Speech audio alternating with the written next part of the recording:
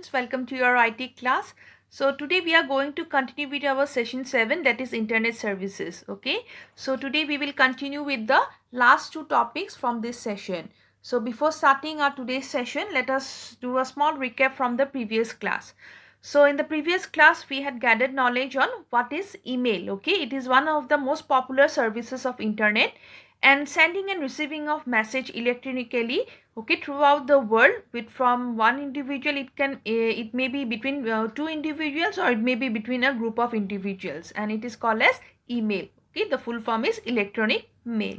Then we had also gathered knowledge on the two parameters of email address. Okay, then email address has two parts, which is the first name is called as the username, and the second name is called as the domain name, which is separated by the @ symbol. Okay, so username is given by the user who has the email ID or who creates the email ID, and the domain name means the where your email ID is hosted. Okay, and then we had also gathered knowledge on the different advantages of email. That is, first one is it is very low cost, then waste reduction is reduced, then it is very fast speed. Okay, it is one of the fastest communication, then it is very easy to use, and it is where the record, we can keep the record in a proper manner. Then we had certain disadvantages of email also at the same time. Then we had also gathered knowledge that an email message, we have CC, which is called as carbon copy, and this field can be used to send carbon copy of the email message to multiple recipients. Okay, and we had also gathered knowledge that there is one more field which is called as BCC, and which can be used to send the same mail message to different recipients, to multiple recipients, but without letting them know the same message has been sent to some other persons also. That means their email IDs of other recipients are not displayed in the BCC field. Okay, whereas it is displayed in the CC field. So this is all about our last class which we have done. Okay, then let's come to our today's session here. So in today's session, your learning outcome will be, that is, introduction to social media, okay, the different social media platforms, and what is Digital India. So let's start here. So the first topic here is the introduction to social media. All right, so what is social media, or you can say social networking? So social networking is actually the grouping of individuals of specific groups, you can say, like small rural communities, or you can say neighborhood subdivision. All right, so in general term, we say that social networking is a group of individuals of a specific group, maybe in some rural communities or in the neighborhood subdivision. But although social networking is possible in person, especially in universities as high schools or in workplace, as it is a most popular online. And when it comes to online social networking, there are different websites which are very much commonly used. And these websites altogether are known as social sites, or you can say social networking websites, which functions like an online community of internet users. So depending on the website, okay, in question, there may be many online communities, and where members can share their common interests and thoughts. All right, so here you have the definition of social networking. Please underline. So the members of these online communities, they share a common interest, okay, such it can be of hobbies, okay, common hobbies, interests, or politics. So once you are granted access to a social networking site, so once you open your account in any social networking website, you can begin to socialize. So this socialization may include reading the profile pages of other members and possibly even contacting them. So in short, we can say that social networking sites are also called as social media, as internet sites where people can interact freely, share and discuss any information about each other, okay, about their personal lives, and at the same time can use a multimedia mix of personal words, okay, pictures can be shared among, videos, audio conferencing. All this is possible in different social media platforms. So after the different social media platform, we have different what you can say social networking sites which are very much popular nowadays. So such social media maybe in the form of blog or microblog, okay, maybe in the form of forums, okay, then social networks, wikis, chat rooms, etc. So here some of the names of the popular social networking sites are given here, as you can underline here. We have the first and most common one is the Facebook, then LinkedIn, MySpace, Twitter, a microblog. Yes, then YouTube, Flickr, WordPress, Blogger. These are different blog websites. Okay, then LiveJournal, another blog website. Then we have Wikipedia. All right. So these are the some of the popular social networking sites. So let us discuss one by one. So first one we have here is the Facebook. Okay, and this is the largest social networking site in the world and one of the most widely used platform where users connect with one another in the form of friends. So friends get their updates about other friends through post on the walls, okay, and other activity like liking the post or sharing of the post. And apart from ability to network with friends and relatives, we can also access different Facebook apps. All right, and here we can also there is a possibility to sell online, okay, and we can even market or promote our business, our brand or product, okay, using the paid Facebook ads. The next one we have is WhatsApp. Okay, another popular online website or social networking website, and this is one of the most popular social media platform in order to connect with the others by the use of message which are sent online. And starting with text messages, WhatsApp later allowed it audio as well as video conferencing for video calls, and now audio and video calls too, and it gives the people the ability to communicate and share instantly with individuals, or you as well as you can create different WhatsApp groups.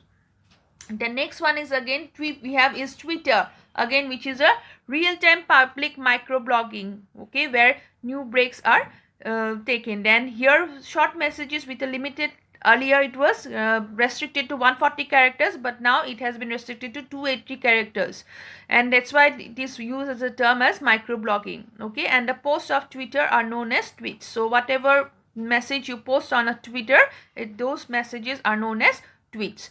Then next we have is the YouTube, okay, again YouTube, which has become the de facto name for sharing videos online, and YouTube is undoubtedly the largest and the most popular video based social media website. Then YouTube has over 1 billion website visitors per month and is the second most popular search engine behind Google, okay. So these are the different social media platforms, or you can say social networking platforms. Then comes our next topic, that is Digital India. Now what is Digital India? We have been hearing about Digital India, about Modi government. So what it is, let us come to know here. So Digital India is an ambitious project which is taken up by the government of India in order to make our country digitally empowered in the field of technology, and it was launched by the government of India on 1st July 2015. Please underline.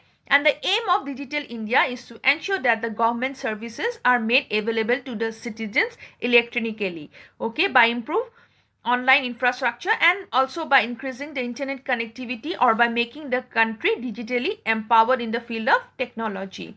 So here the government has taken the initiative to plan to connect to rural areas with high-speed internet network, and Digital India consists of 3 core components. Please underline, that is the development and secure of stable digital infrastructure, delivering government services, that means all the government services will be delivered through technology, through internet, and universal digital literacy, okay, that means literacy, that means education through online. The objectives of Digital India are listed below in the figure. As you can see here, the objectives are, first one is to ensure that the government services are made available to the Indian citizens electronically. So all the government services which are provided, where you can ensure your fill up your names, okay, in e-Panjikaran and all everything, so you can pay the bills, or everything has been done nowadays digitally, that is electronically. Then in order to connect with the rural areas with high speed internet networks, then to improve the India's online infrastructure and to increase the internet connectivity in India. So these are the different objectives of Digital India. Then there are 9 pillars of Digital India, that is the broadband highway, universal access to phones, okay, then public internet access programs, e-governance, reforming government through technology. So everything government online registration, everything can be done through internet, that is through technology. Then e-Kranti, again electronic delivery of services. Then you have electronics manufacturing, okay, target net zero imports. Then IT for jobs highway, then information for all, then early harvest programs for farmers and all. So all these are different pillars of Digital India. Then please underline here, the Digital India consists of three components which you have already got there. That is in elaborate it is given here. The creation of the digital infrastructure, digital facilities as a utility to every resident, then delivery of services digitally, then governance and service on demand, then digital literacy, digital empowerment of people. Okay, so all these are different three core components of the Digital India. Okay, then next we have is the Common Digital India Services and Initiative. That is, first one is the digital locker. Okay, providing a digital locker in order to store important documents, okay, in a digital form. Then e-education, that means providing education through all possible electronic means and within the reach of all. Then we have government portal mygov.in, where you get all your government information. Then attendance.government in their biometric attendance system, then e-framework, online electronic signature services, e-hospital, providing online health services, the National Sikh Scholarship Portal, that is information about national scholarship schemes, then SBM mobile app, which is Swachh Bharat Mission, okay, which has been launched by the government of India in order to make our country or keep our country clean. Okay, so these are some of the common digital Indian services or initiative taken up by the government of India. Okay, so this is all about our Digital India. Okay, so today we end up our session here. So let's do the small summary. So in today's session, we had gathered knowledge on what is Digital India. So it is a program launched by the government of India to transform India into a digitally empowered society and a knowledge-based economy. Then we had also gathered knowledge on the social networking site, which is a website that provides a venue for people in order to share their activities with family or with friends or with colleagues and to share their interest in a particular topic, okay, on a common topic. Then we have Facebook, Google+, LinkedIn, Twitter are some of the very much popular leading social sites. Okay, so today only up to here. Thank you everyone. So after this video, I have some assignment for you posted in Google Classroom. Please check and do it and submit at the same time. And I will be sharing the form link, okay, the exit card link, where you are going to click and fill up the details and submit. And at the same time, keep learning. So up to this session 7, this is your portion for your unit test. All right. So keep studying. Have a nice day.